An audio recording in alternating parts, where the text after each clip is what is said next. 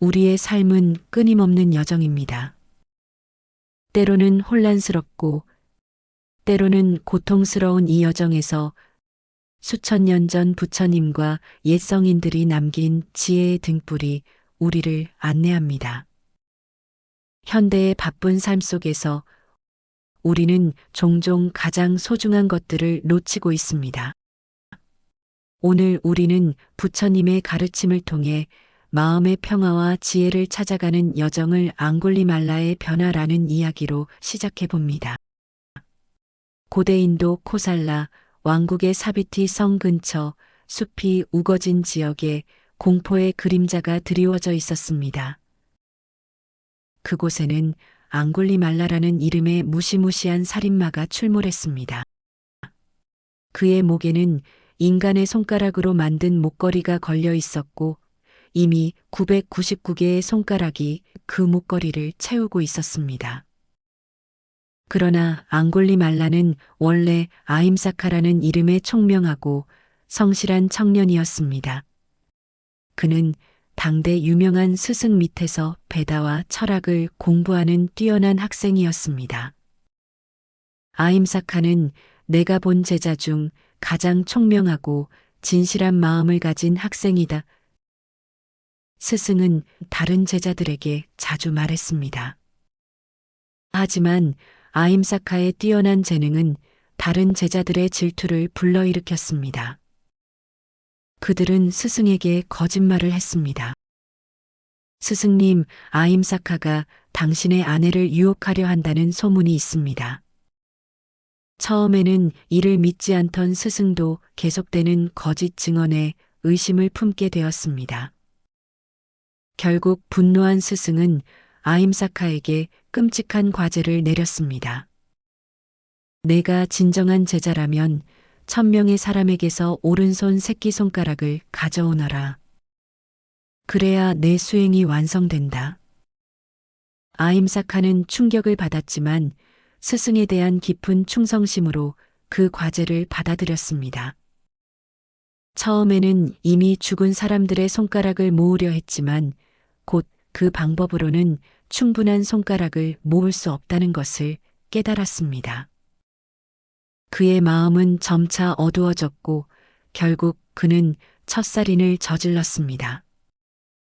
한 번의 살인이 2번, 3번으로 이어졌고 그의 영혼은 점점 더 어둠 속으로 빠져들었습니다. 사람들은 그를 앙굴리말라 손가락 목걸이라 부르기 시작했습니다. 어느 날 앙굴리말라는 부처님과의 운명적 만남을 하게 됩니다. 이제 앙굴리말라에게는 단 한 개의 손가락만 더 필요했습니다.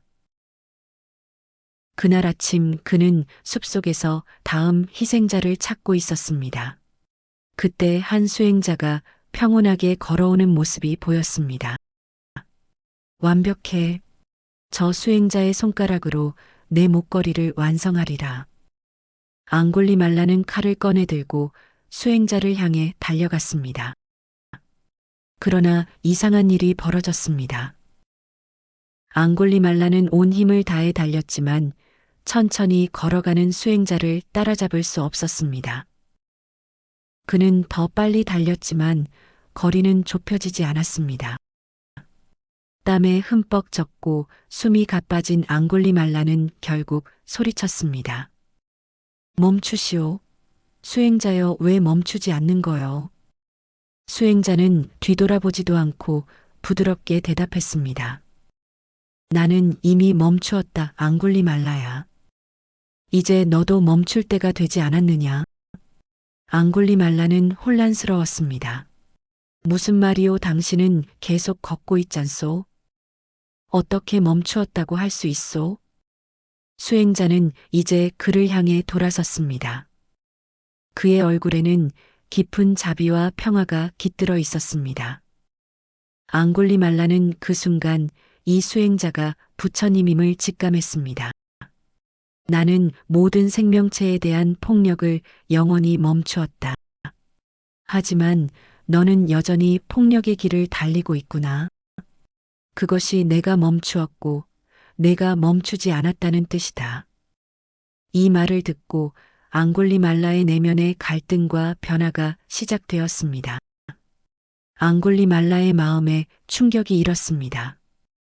부처님의 말씀이 그의 영혼 깊숙한 곳을 뒤흔들었습니다. 그는 자신이 그동안 달려온 길을 처음으로 명확히 보게 되었습니다. 그는 자신의 손에 묻은 피를 바라보았습니다. 999명의 무고한 사람들의 생명을 앗아간 그 손. 갑자기 그의 머릿속에 희생자들의 얼굴이 스쳐 지나갔습니다. 그들의 공포에 질린 눈, 애원하는 목소리, 마지막 숨결. 내가 무엇을 한 것인가? 앙골리말라의 손이 떨리기 시작했습니다. 부처님은 그의 내면의 혼란을 꿰뚫어 보았습니다. 앙골리말라야, 모든 사람은 자신의 행동에 책임이 있다. 과거의 한 행동들이 너의 현재를 만들었지만 지금 이 순간의 선택이 너의 미래를 결정한다. 앙골리말라는 무릎을 꿇었습니다. 그의 눈에서 눈물이 흘러내렸습니다. 어떻게 제가 이런 끔찍한 일들을 할 수 있었습니까? 저는 괴물입니다. 부처님은 그에게 다가가 손을 내밀었습니다. 과거는 이미 지나갔고 미래는 아직 오지 않았다. 중요한 것은 지금 이 순간 내가 어떤 선택을 하느냐이다. 앙골리말라의 마음에 갑자기 모든 것이 명확해졌습니다. 그동안 그는 스승에 대한 맹목적인 충성심으로 자신의 양심을 저버렸습니다. 그는 자신이 얼마나 큰 착각 속에 살아왔는지 깨달았습니다. 그는 천천히 목에서 손가락 목걸이를 풀어 땅에 던졌습니다. 그리고 그의 손에서 칼이 떨어졌습니다. 저는 더 이상 이 길을 걷고 싶지 않습니다. 하지만 제가 어떻게 이 모든 죄를 씻을 수 있을까요? 부처님은 미소 지으며 말했습니다. 용서는 밖에서 오는 것이 아니라 내 안에서 시작된다. 먼저 내 자신을 용서하고 그런 다음 내가 해친 이들에게 보상하는 삶을 살아라. 앙골리말라는 부처님의 발 앞에 엎드려 흐느꼈습니다. 저를 제자로 받아주십시오. 남은 생을 속죄하며 살고 싶습니다. 앙골리말라가 부처님의 제자가 되었다는 소식은 빠르게 퍼졌습니다. 하지만 사람들의 반응은 분노와 두려움으로 가득 찼습니다. 앙골리말라가 승려의 옷을 입고 탁발을 나갔을 때 사람들은 그를 알아보고 돌을 던지고 욕설을 퍼부었습니다. 살인마다, 괴물이다. 내가 죽인 내 아들을 돌려다오. 앙골리말라는 머리를 숙이고 모든 학대를 받아들였습니다. 그의 얼굴에는 상처가 생겼지만 그는 묵묵히 견뎠습니다. 어느 날 부처님이 물었습니다. 왜 너는 사람들의 학대에 대응하지 않느냐? 앙골리말라는 대답했습니다. 이것은 제가 지은 업의 결과입니다. 저는 이것을 통해 제 죄를 씻고 있습니다. 부처님은 미소 지었습니다. 내가 진정으로 이해하기 시작했구나. 몇 년이 지나자 앙골리말라는 깊은 수행자가 되었습니다. 그는 매일 명상하고 진리를 탐구했습니다. 그의 눈에서는 이전의 광기 어린 빛이 사라지고 대신 깊은 지혜와 평화가 깃들었습니다.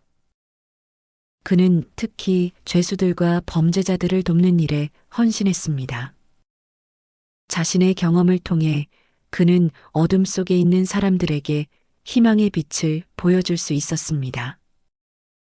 어느 날 앙골리말라는 숲속에서 출산으로 고통받는 여인을 발견했습니다. 그는 부처님에게 달려가 도움을 청했습니다. 부처님은 그에게 말했습니다. 그 여인에게 가서 이렇게 말하거라. 자매여, 내가 태어난 이래로 단 한 생명도 해친 적이 없다면 이 진실한 말로 인해 당신과 아이에게 안녕히 있을 것입니다. 앙골리말라는 혼란스러웠습니다. 하지만 스승님, 그것은 거짓말이 됩니다. 저는 수많은 생명을 해쳤습니다. 부처님은 설명했습니다. 내가 내 가르침을 받아들이고 성스러운 삶을 시작한 이후로 너는 다시 태어난 것이다. 그 이후로 내가 단 한 생명도 해치지 않았다면 그것은 진실이다. 앙골리말라는 그 가르침을 이해하고 여인에게 가서 부처님이 말한 대로 했습니다. 놀랍게도 여인은 안전하게 출산할 수 있었습니다. 최종 깨달음과 유산. 세월이 흘러 앙골리말라는 완전한 깨달음에 이르렀습니다. 그는 자신의 경험을 통해 진정한 변화의 의미를 이해했습니다. 증오는 결코 증오로 사라지지 않으며 오직 사랑으로만 사라진다. 이것은 영원한 진리이다. 그의 이야기는 주변 사람들에게 깊은 영향을 미쳤습니다. 심지어 그에게 가장 큰 증오를 품었던 사람들조차 점차 그의 진정한 변화를 인정하기 시작했습니다. 앙골리말라가 입적하기 전 한 노인이 그를 찾아왔습니다. 그는 앙골리말라에 의해 아들을 잃은 사람이었습니다. 수년간 나는 당신을 증오했소. 하지만 이제 나는 그 증오가 나 자신만 괴롭히고 있다는 것을 알게 되었소. 당신의 변화를 보며 나도 변할 수 있게 되었소. 용서해 주시오. 앙골리말라는 노인의 손을 잡고 말했습니다. 용서는 서로에게 주는 선물입니다. 당신이 나를 용서함으로써 우리 둘 다 자유로워졌습니다. 앙골리말라의 이야기는 세대를 거쳐 전해졌고 그것은 한 가지 강력한 메시지를 담고 있었습니다. 누구든 그 과거가 얼마나 어두울지라도 변화할 수 있다. 중요한 것은 지금 이 순간 멈추고 다른 길을 선택하는 것이다. 이 이야기는 단순한 악인의 계심이 아닌 한 인간의 복잡한 내면, 여정을 보여줍니다. 앙골리말라가 어떻게 한순간의 깨달음으로 삶의 방향을 바꾸고 오랜 시간에 걸쳐 진정한 변화를 이루어냈는지를 감동적으로 전달할 수 있을 것입니다. 또 다른 멈추고 내려놓음의 이야기입니다. 키사 고타미의 비극적이고 슬픈 이야기에서 시작됩니다. 사바티 왕국의 아름다운 새벽이 밝아오고 있었습니다. 도시의 한 작은 집에서 키사 고타미라는 젊은 여인이 갓 태어난 아들을 품에 안고 행복한 미소를 짓고 있었습니다. 이 아이는 키사 고타미와 그녀의 남편에게 처음으로 찾아온 귀한 생명이었습니다. 우리 아들이 건강하게 자라 훌륭한 사람이 될 거예요. 키사 고타미가 남편에게 말했습니다. 세월이 흘러 아이는 걸음마를 배우고 첫 단어를 말하며 자랐습니다. 키사 고타미의 하루는 아이와 함께하는 시간으로 가득 찼고 그녀의 삶은 완벽해 보였습니다. 그러나 행복은 오래가지 않았습니다. 아이가 2살이 되던 해 갑작스러운 열병이 그를 덮쳤습니다. 키사 고타미는 필사적으로 아이를 간호했지만 날이 갈수록 아이의 상태는 나빠져만 갔습니다. 제발 낫게 해주세요. 키사 고타미는 밤새 기도했습니다. 하지만 어느 새벽 키사 고타미의 품에서 아이는 마지막 숨을 내쉬었습니다. 그 순간 키사 고타미의 세계는 무너져 내렸습니다. 키사 고타니는 그 현실을 받아들이지 못하고 아이만 붙들고 있었습니다. 아니야, 내 아이는 죽지 않았어. 그저 아픈 거야. 키사 고타미는 차갑고 경직된 아이의 몸을 안고 중얼거렸습니다. 남편과 가족들은 눈물을 흘리며 그녀를 설득하려 했습니다. 키사, 우리 아이는 이미 떠났어. 이제 보내줘야 해. 하지만 키사 고타미는 그들의 말을 받아들일 수 없었습니다. 그녀는 죽은 아이를 품에 안고 집을 뛰쳐나왔습니다. 거리에서 만나는 모든 사람에게 그녀는 애원했습니다. 내 아이를 치료해줄 약을 알고 계신가요? 제발 도와주세요. 사람들은 그녀를 동정의 눈으로 바라보았지만 아무도 도울 수 없었습니다. 어떤 사람들은 그녀가 미쳤다고 수군거렸습니다. 한 노인이 그녀에게 다가와 말했습니다. 불쌍한 여인이여, 내 아이를 치료할 수 있는 사람은 오직 하나뿐이다. 제타바나에 머무시는 부처님을 찾아가거라. 희망의 빛을 본 키사 고타미는 아이를 안고 제타바나로 달려갔습니다. 그곳에서 그녀는 평온한 미소를 짓고 있는 부처님을 발견했습니다. 키사 고타미는 부처님 앞에 무릎을 꿇고 애원했습니다. 위대하신 부처님, 제 아이를 살려주세요. 당신만이 제 아이를 살릴 수 있다고 들었습니다. 부처님은 키사 고타미의 눈을 깊이 바라보았습니다. 그 눈에는 끝없는 자비와 지혜가 담겨 있었습니다. 키사 고타미여, 내 아이를 치료하기 위해서는 특별한 약이 필요하다. 그것은 바로 겨자씨이다. 키사 고타미의 얼굴에 희망이 피어났습니다. 겨자씨요? 그것만 있으면 제 아이가 살 수 있나요? 부처님은 고개를 끄덕였습니다. 그렇다. 하지만 이 겨자씨는 특별해야 한다. 죽음을 경험한 적이 없는 가정에서 가져온 겨자씨여야 한다. 키사 고타미는 아이를 안고 즉시 마을로 달려갔습니다. 이제 그녀의 마음은 새로운 희망으로 가득 찼습니다. 첫 번째 집에서 키사 고타미는 정중하게 물었습니다. 제 아이를 치료할 겨자씨가 필요합니다. 혹시 나눠주실 수 있을까요? 그 집의 여주인은 미소 지으며 대답했습니다. 물론이죠. 겨자씨는 많이 있어요. 키사 고타미의 얼굴이 밝아졌습니다.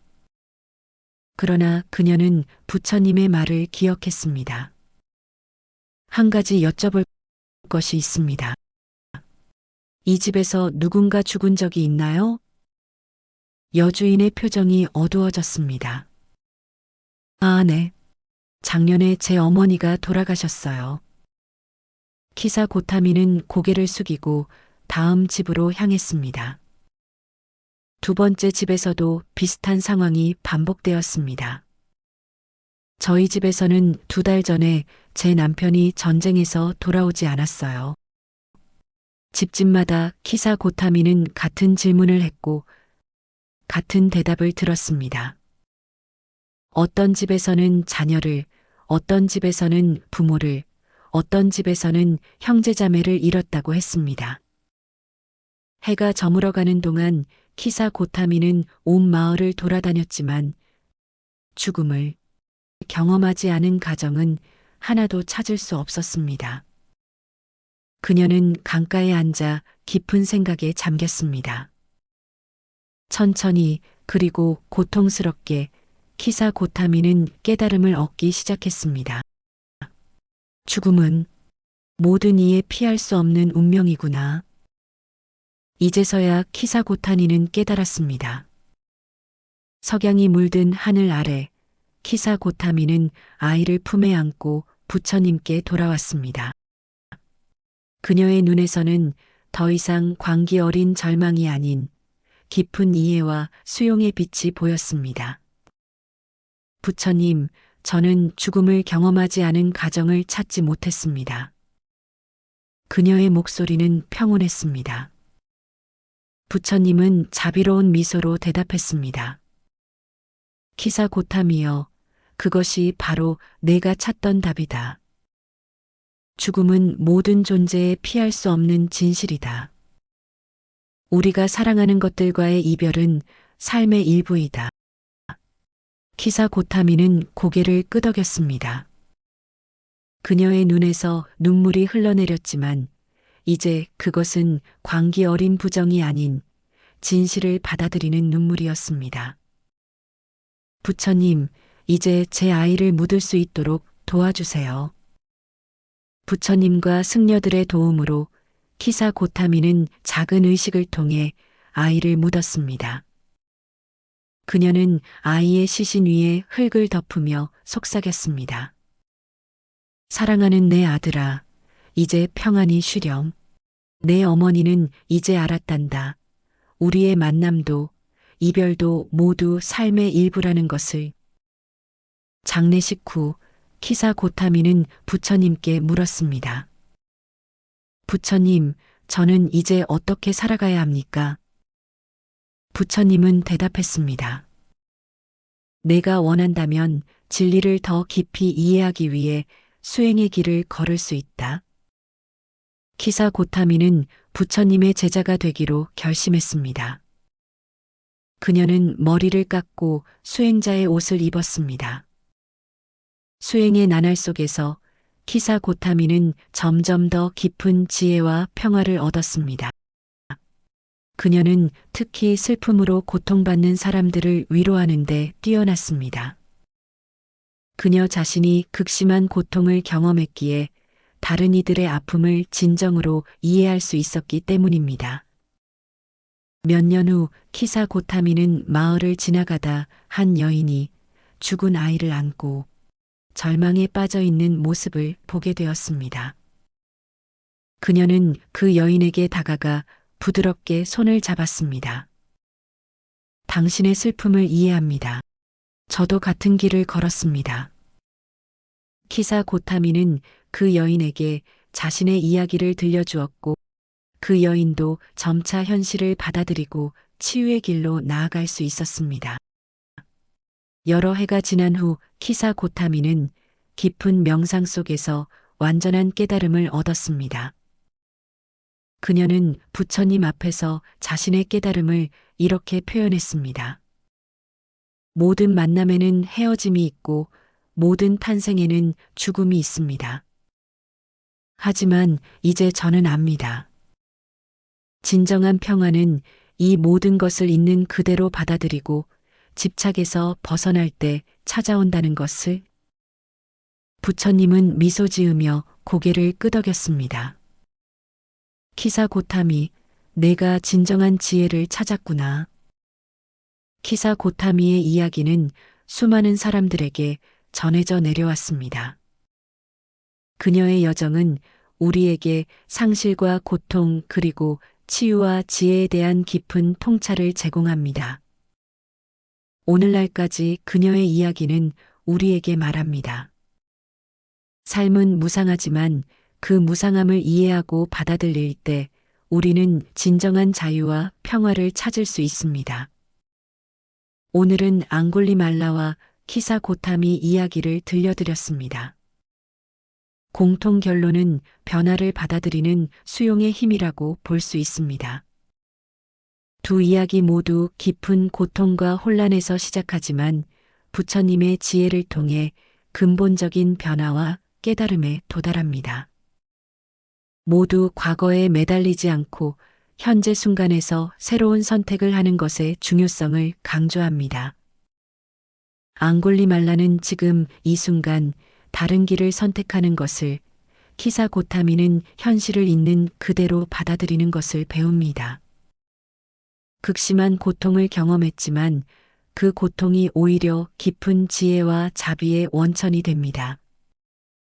그들은 자신의 경험을 통해 다른 사람들을 더 잘 이해하고 도울 수 있게 됩니다.